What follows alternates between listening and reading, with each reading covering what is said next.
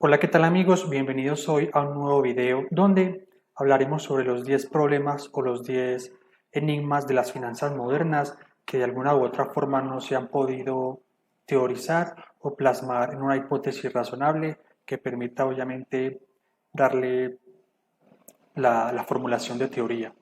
Mi nombre es Johan Zuluaga, soy consultor financiero y contable, soy contador público especialista en gerencia financiera y les dejo mi correo para que me hagan llegar sus dudas y comentarios. Así que bienvenidos.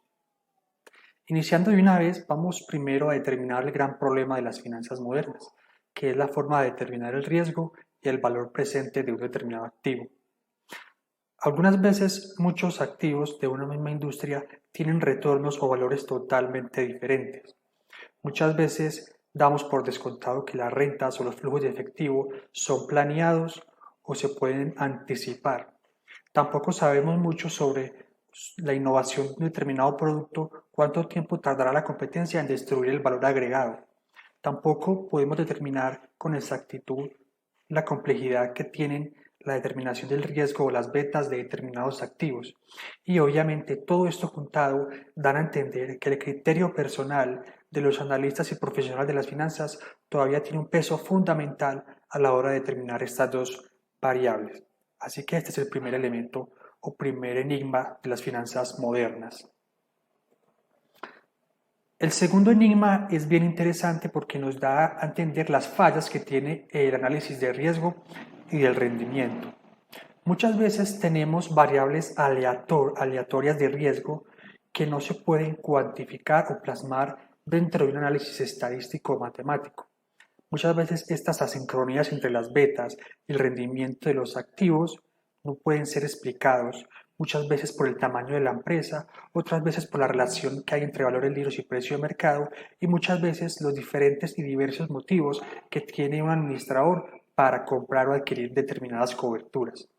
Debido a esta amalgama de cosas, no hay consenso entre los analistas que nos permitan dar por terminado o dirimir estas falencias a la hora de estudiar el riesgo y el rendimiento de las empresas y de los activos. Esta es pues la segunda falacia de las finanzas modernas. Vamos con la tercera falacia o el tercer enigma que tienen las finanzas modernas, que es muy conocido por todos sobre la eficiencia de los mercados, pero en este caso se determina que el mercado no es tan eficiente. Muchas veces las excepciones a esa teoría pueden ser simplemente coincidencias, inclusive astrológicas, que muchas veces se pueden armar correlaciones entre eventos astrológicos y eventos financieros. Sin embargo, obviamente, la conducta humana es la gran determinante, ya que ésta rebasa toda probabilidad. ¿Cómo? Haciéndose responsable al sobrereaccionar a nueva información, que muchas veces conlleva a grandes crisis que prueban el anterior enunciado. Así que este puede ser el tercer mercado o el tercer falacia de las finanzas. Otro importante es determinar qué papel juega la administración a la hora de valorar flujos de efectivo.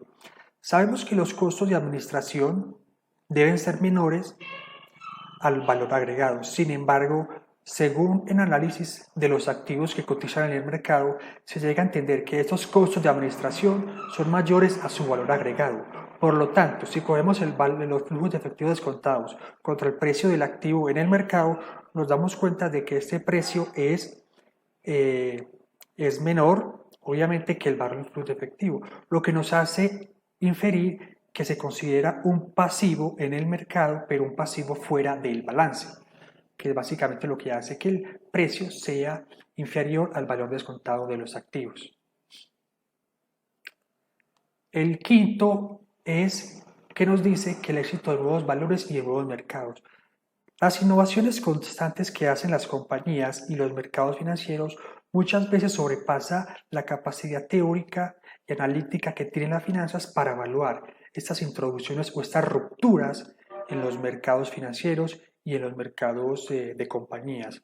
Obviamente, esto hace que la conducta humana tome la delantera y sea víctima de lo que Alan Greenspan, el expresidente de la Reserva Federal, denominaba la exuberancia irracional, que es característica fundamental de las catástrofes económicas, las innovaciones de las .com a principios del siglo o las innovaciones financieras asociadas al mercado hipotecario nos da la crisis subprime, entre otros ejemplos podemos ver en la historia financiera moderna. El sexto es uno muy ignorado últimamente, que es la política del pago de dividendos. Hay un gran enigma esto, ya que no hay una teoría aceptada sobre recomprar o pagar dividendos. Recomprar me refiero a acciones, que es una forma de retribuir al mercado flujo de efectivo con diferente concepto, ya sea por dividendo que la recompra de acciones.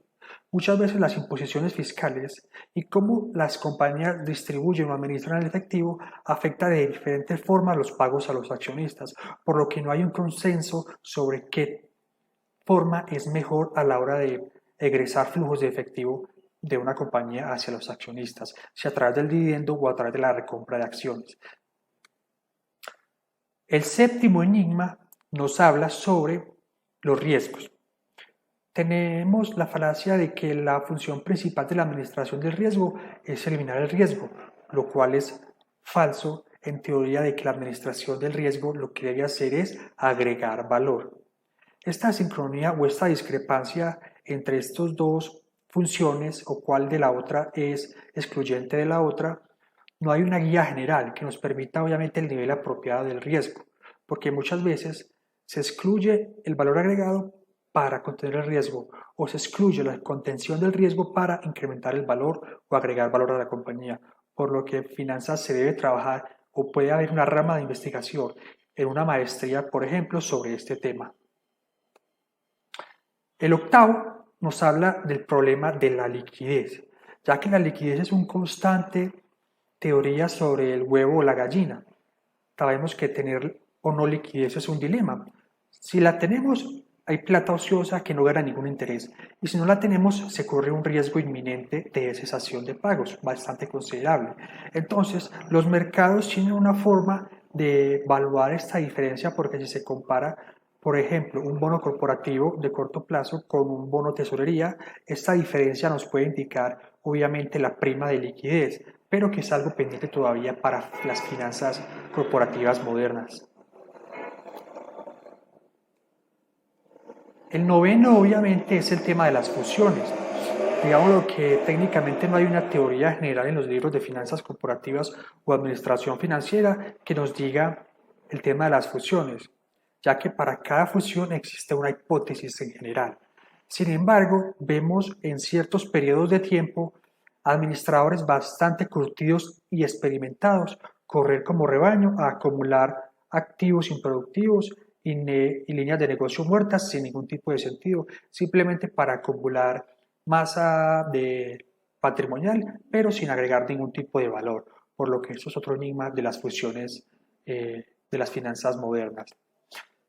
Y por último tenemos los problemas de la arquitectura financiera internacional. Las finanzas como disciplina o rama del conocimiento tienen muchos problemas a la hora de homogeneizar sus teorías o sus modelos o sus análisis, debido a que la estructura legal obviamente de los diferentes países, tanto en los negocios, en la propiedad, el gobierno y las fuentes de financiamiento son diferentes en todas estas jurisdicciones.